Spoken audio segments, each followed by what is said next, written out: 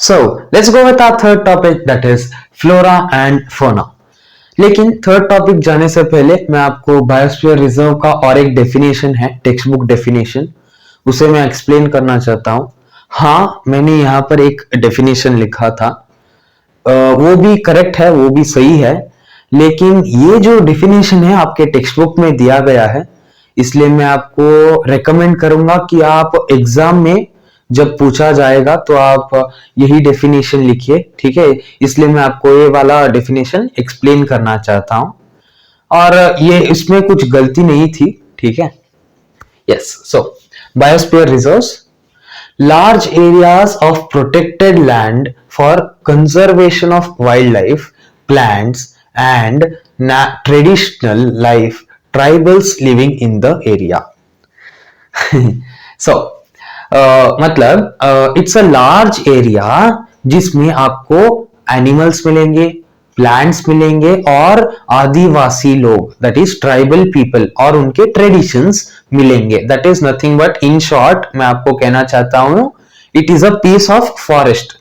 Forest का एक भाग ले लो और उसे हम कहते हैं, जब उसे हम प्रोटेक्ट करते हैं या सेव करते हैं या कंजर्व करते हैं, उस एरिया को हम कहते हैं बायोस्फीयर रिजर्व्स, ठीक है। Then now we'll go to our third topic, flora and fauna. The plants and animals found in a particular area are termed as flora and fauna respectively of that area. मतलब पहले मैं आपको बताना चाहता हूं, flora मतलब plants और fauna मतलब एनिमल्स, ठीक है। नाउ जब एक स्पेसिफिक एरिया में प्लांट्स या एनिमल्स आपको मिल जाते हैं, उसे हम कहते हैं flora and fauna of that area. मतलब मैं आपको एक एग्जांपल देना चाहता हूं। फ्लोरा में, दैट इज प्लांट्स में, आप ऑरेंज लीजिएगा, ठीक है, ऑरेंज का ट्री। ऑरेंज जो है, ऑरेंज फ्रूट जो है या ऑरेंज ट्रीज जो है आपको ब्राजील, इंडिया, चाइना में मिल जाएंगे और बहुत कंट्रीज में भी आपको मिल जाएगा, ठीक है। लेकिन ब्राजील के एक स्पेसिफिक एरिया में आपको वो ऑरेंजेस मिलेंगे या ग्रो होगा, या चाइना के एक स्पेसिफिक या पर्टिकुलर एरिया में जो ऑरेंजेस है वो ग्रो हो जाएगा। इंडिया के एक स्पेसिफिक पर्टिकुलर एरिया में ऑरेंजेस ग्रो होगा, है ना, आपको ये पता है। पता नहीं है तो मैंने आपको बता दिया है। So that is called as flora and fauna. Now species, what is species हम जानेंगे। It is a group of population which are capable of interbreeding. मतलब it is a group of animals or plants which are of same type and can have its sexual intercourse. मतलब human beings जो है they are one kind of species, ठीक है। Mangoes they are one kind of species, and apples are one kind of species, then lions are one kind of species. मतलब it's a group of population which can have sexual intercourse, ठीक है। Now endemic species, ये अब हम जानेंगे। The species of plants, that is flora, and animal fauna found exclusively in a particular area. अब आप पूछेंगे कि एंडेमिक स्पीशीज और फ्लोरा एंड फाउना में डिफरेंस क्या है, क्योंकि मैंने यहाँ पर लिखा है the species found in particular area, the species और प्लांट्स और एनिमल्स फाउंड इन, यहाँ पर लिखा है पर्टिकुलर एरिया, ठीक है। यहाँ पर मैंने लिखा है एक्सक्लूसिवली, मतलब एक एरिया लीजिएगा और उस एरिया में आपको प्लांट्स और एनिमल्स बस वही एरिया में मिलेंगे और कहीं नहीं, दुनिया में कहीं नहीं मिलेगा। एग्जाम्पल के साथ हम जानेंगे, पहले हम ये वाला जो पॉइंट है इसे कवर करेंगे। There are not naturally found anywhere else, वही मैंने आपको बताया, अब वो आपको कहीं और मिलेगा नहीं। अब हम जानेंगे थोड़े बहुत एग्जाम्पल के साथ। Sal wild mango are endemic flora. मतलब साल एक ट्री है, आप यहां पर देखिए, ठीक है।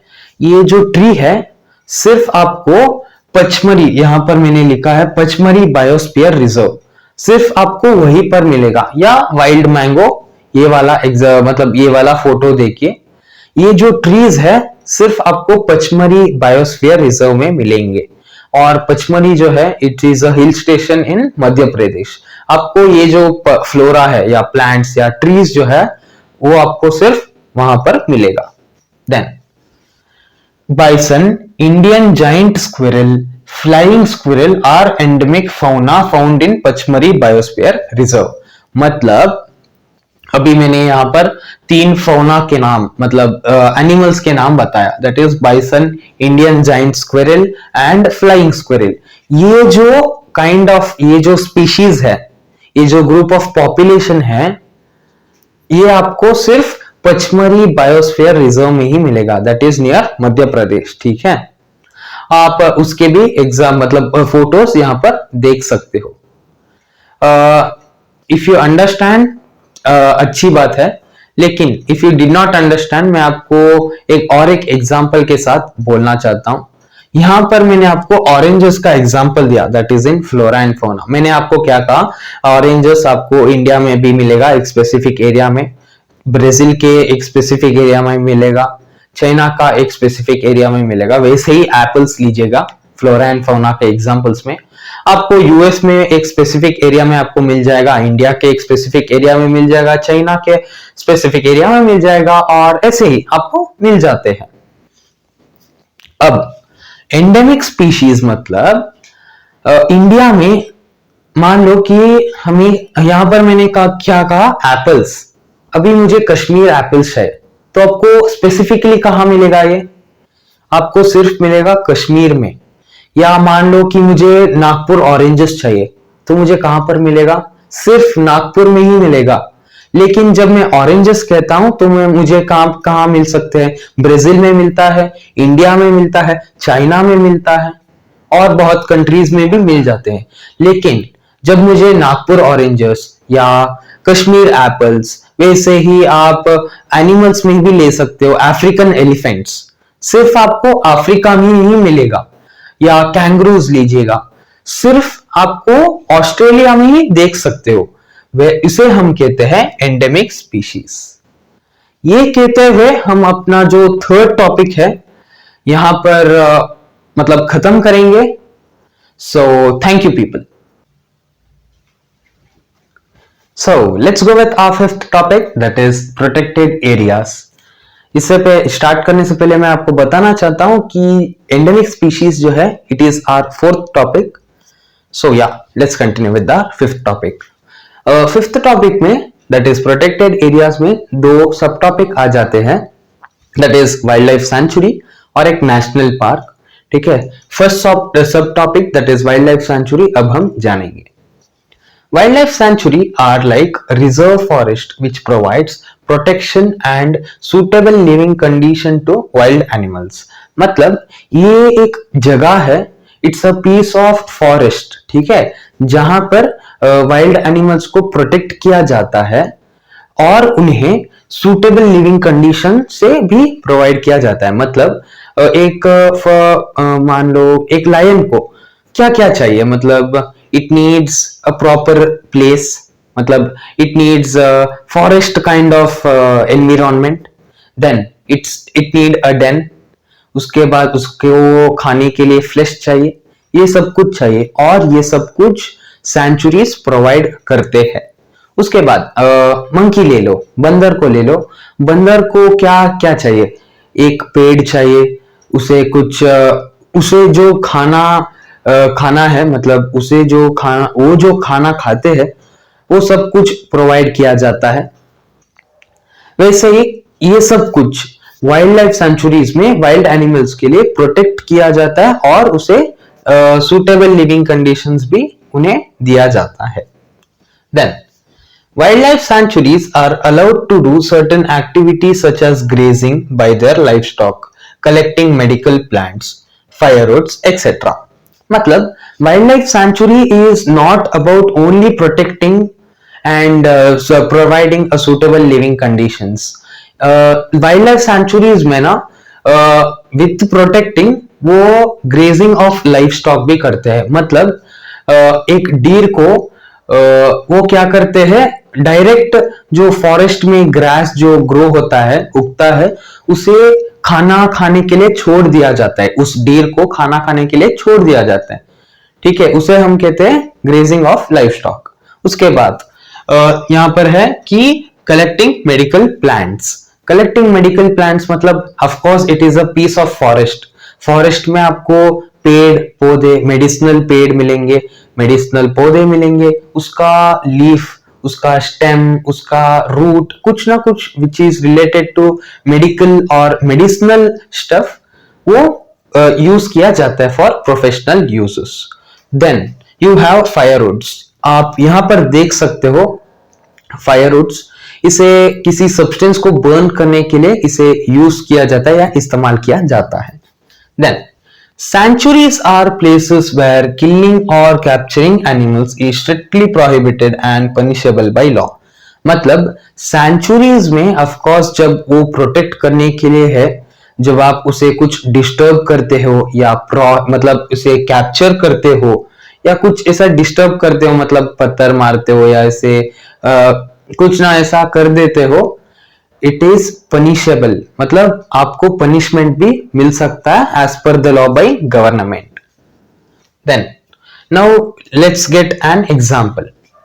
भगवान महावीर वाइल्ड लाइफ सैंचुरी। ये जो वाइल्ड लाइफ सैंचुरी है, इट इज इन गोवा। जब गोवा का नाम आता है ना, हमें सिर्फ ये याद आता है कि पीना, पानी नहीं यार हाँ, लगाना। उसके बाद हमें याद आता है कि बीचेस, ये वो सब कुछ आपको पता होगा, गोवा का जो सीन है आपको पता होगा।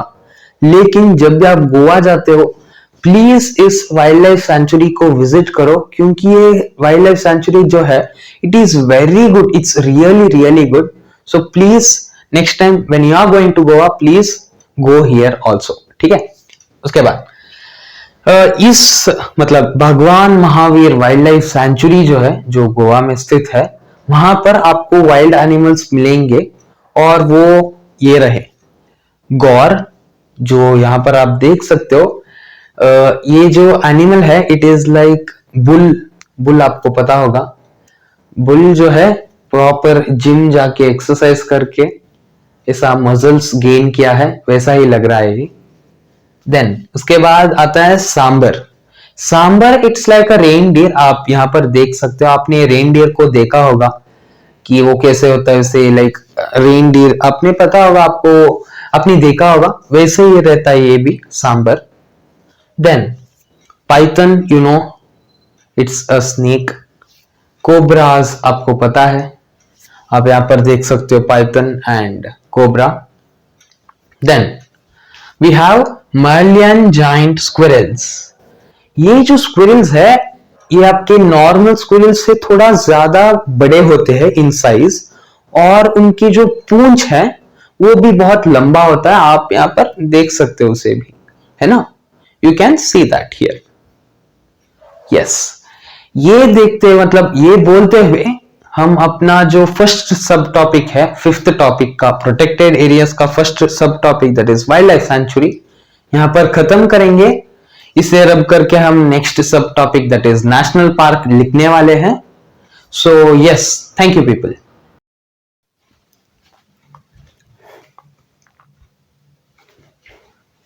सो let's go with our fifth topic का जो सब टॉपिक है, दैट इज नेचुरल पार्क्स। उसके बारे में हम जानेंगे। सो पहले हम जानते हैं what is natural park with a definition. A natural park's reserve is large and diverse enough to protect whole set of ecosystem। Natural park जो है, it is a very very big place, ठीक है, वो एक बहुत बड़ा जगह है। आप उसे एक पीस ऑफ फॉरेस्ट भी कह सकते हो। वहां पर एक फॉरेस्ट में आपको क्या क्या मिलेगा, एक इकोसिस्टम। इकोसिस्टम में मैंने आपको बता दिया था कि वहां पर हाइड्रोस्फीयर है, लिथोस्फीयर है और एटमॉस्फेयर है, ये मैंने आपको बता दिया है ना। You know that there are 3 type of ecosystem। जब आप इन 3 इकोसिस्टम को सेव करते हो, उसे हम कहते हैं नेचुरल पार्क्स, या सेव किया जाता है उसे हम कहते हैं नेचुरल पार्क्स। अब it preserves flora, fauna, landscape and historic object of an area.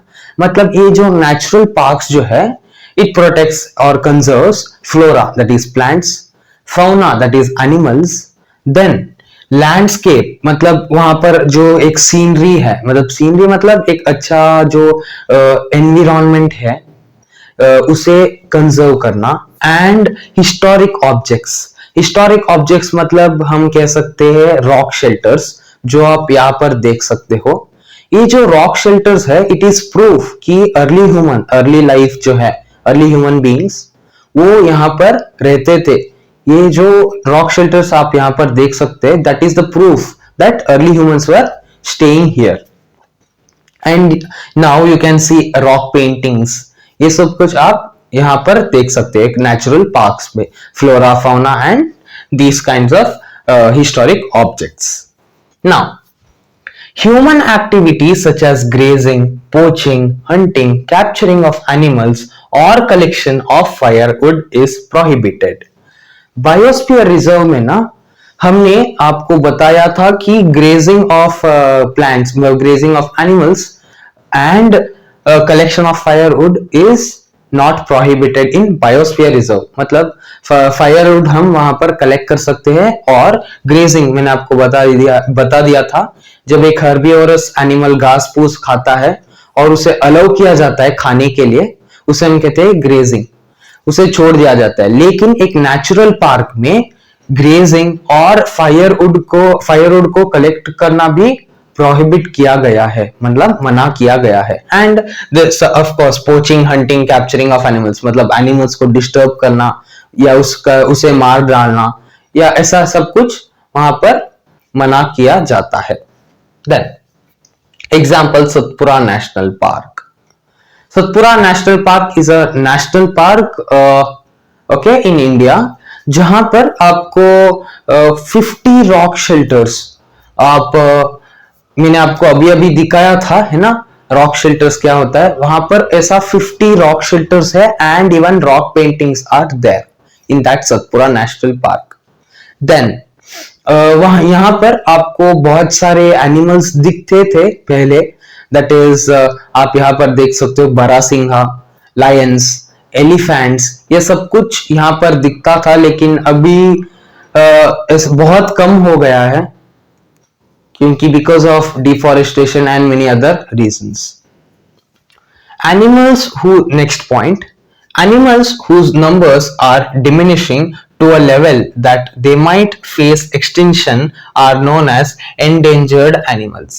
मतलब जो एनिमल्स हमको एक नेशनल पार्क में या बायोस्फीयर रिजर्व में या फॉरेस्ट में हमें बहुत बहुत कम दिखाई दे रहा है, और वो जल्द से जल्द गायब भी हो सकता है, उससे उस जानवर को, उस जंगली जानवर को हम क्या कहते हैं, endangered animals. You got it, I hope so. अब हम जाएंगे लास्ट पॉइंट, और ये जो पॉइंट है आपके एक्स्ट्रा इंफॉर्मेशन के लिए रख दीजिएगा, ठीक है। Project tigers was launched by government to protect tigers in the country.